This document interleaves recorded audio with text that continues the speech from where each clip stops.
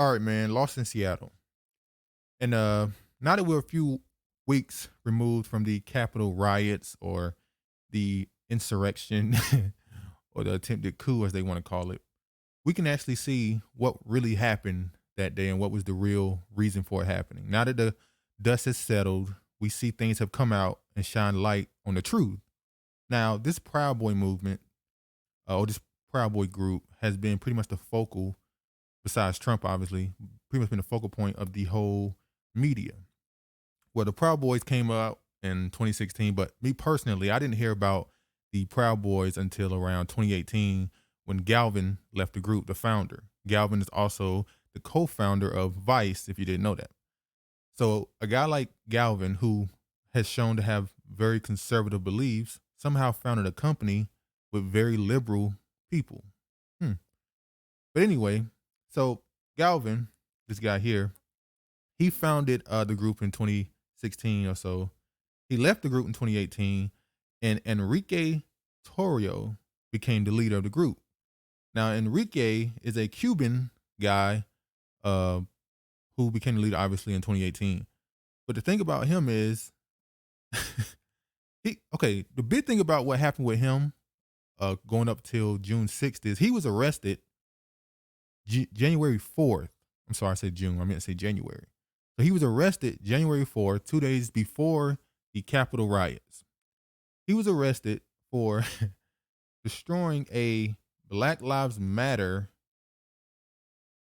banner the prior month in December. So he got arrested for destroying a Black Lives Matter banner on January 4th, 2 days before his group, the Proud Boys, are going into DC for their rally. So go along, keep following me. He was charged on January 4th for a misdemeanor count of destroying property with less than $1,000, worth less than $1,000, and two felony counts for possession for empty magazines. Here it just says magazines, but the magazines were empty. He pleaded not guilty to all three counts, according to reports, and was released the next day. And the judge barred him from stepping foot in Washington. Now, so he was arrested January 4th, 2 days before the rally, for burning a Black Lives Matter flag back in December and for having two empty magazines on him. Okay.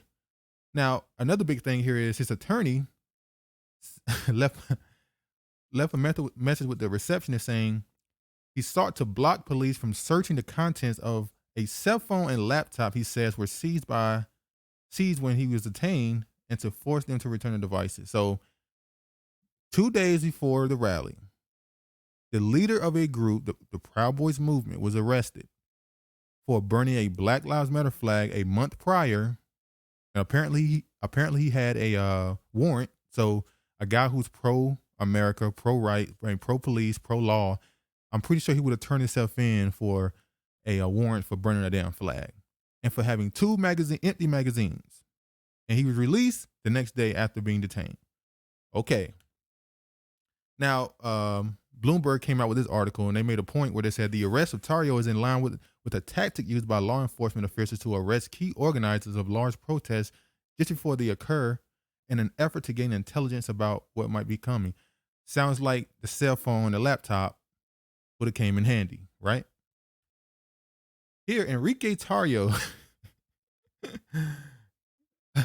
exclusive. Proud Boys leader was a prolific informer of law enforcement. The leader of the Proud Boy extremist group has a past as an informer for federal and local law enforcement, repeatedly working undercover for investigators after he was arrested in 2012. So after 2012, he began to work with police. The transcripts from 2014 shine as a new light as Tario's past connections to law enforcement. During the hearings, the prosecutor and his defense asked a judge to reduce the sentence of Tario and two co-defendants. They have pleaded guilty in a fraud case related to the relabeling and sale of stolen diabetes test kits. So he informed him that he helped prosecute 13 people, and he a snitch basically. He helped with he targeted human smuggling and all this stuff.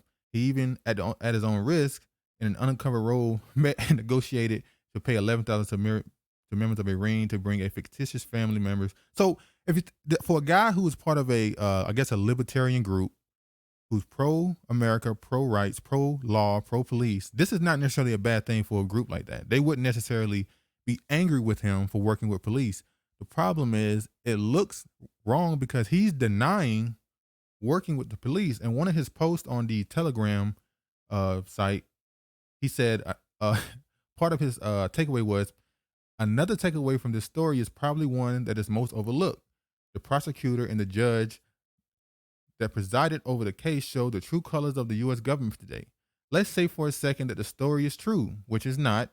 A U.S. prosecutor and a Clinton-appointed sitting judge is currently in the business of marketing confidential informants to major media outlets. Today, they have proven that if you cooperate with the U.S. government, they will hang you dry.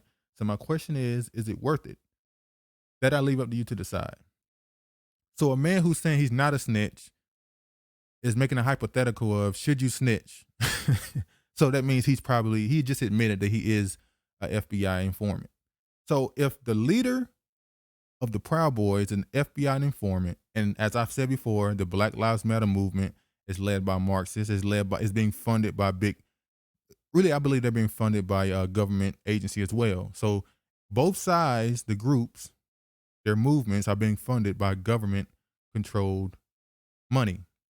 But that's not the only thing. So not only is the leader of the Proud Boys an informant, the Jacob Chansley dude, or Wolfman, or Jake Angeli, he's an actor. And obviously he just came out saying he's willing to testify against Trump. So a guy who supports Trump goes to the White House, then is willing to testify against the guy he supports. Okay. Then this guy, Nick Ox, I'm sorry. I already did a video on him, obviously. I believe he's an actor. He was on the divorce court show with his wife. But even on the other side, there was a guy named John Sullivan that was there. John Sullivan is a Black Lives Matter Antifa member out of Utah. Obviously, he looked crazy as hell in this picture. He also was there, and he was actually arrested for allegedly inciting violence at the White House. This is his channel right here, John Sullivan. This is his channel. As you can see, this is video of him in there. He was in there. I could put some sound on. You go inside and just I got the whole thing on, dude. She did not need to die. She was climbing through a window. So yeah, he was the guy who actually filmed the shooting of the woman who was killed in the White House. Now imagine that. A guy who just so happened to be a part of the Black Lives Matter Antifa movement at a pro-Trump rally is just so happened the guy who films the shooting of the woman in the White House, the biggest story out of the whole riots. Now, the crazy thing about Mr. John Sullivan, just like Jacob, just like Nick, he is an actor as well. He has a commercial with Uber. There's no other time in my life that I will be able to do this again. My dream is to be world champion. Every single day, 6 hours a day. I wouldn't be able to do that. It's just not possible. Uber allows me that flexibility to spend more time on the ice. I am John Sullivan. I'm a world-class speed skater, and I drive with Uber. You can't make this shit up.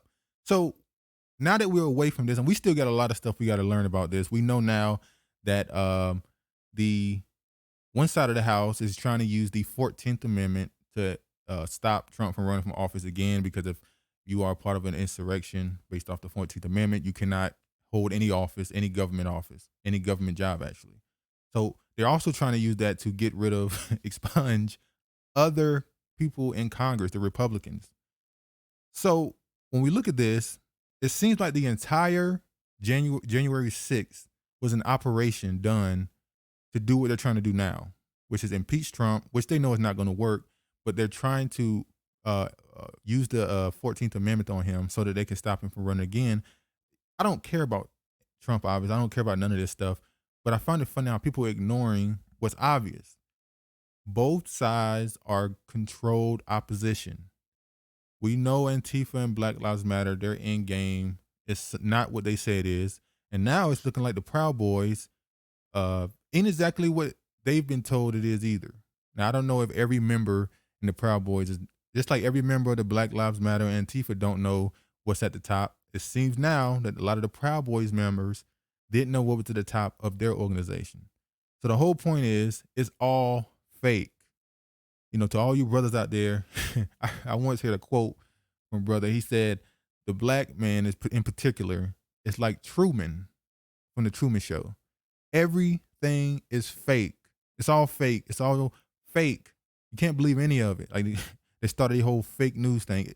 Everything you see on TV, it's starting to see everything you're starting to see on news companies. Everything is starting to be fake. It's all propaganda. So for my takeaway from all this is the entire January 6th was fake, and it was simply used to pass more legislation and stuff. So that's my whole point of it. Uh, Proud Boys, just like the other groups, is another FBI or CIA led operation. Peace.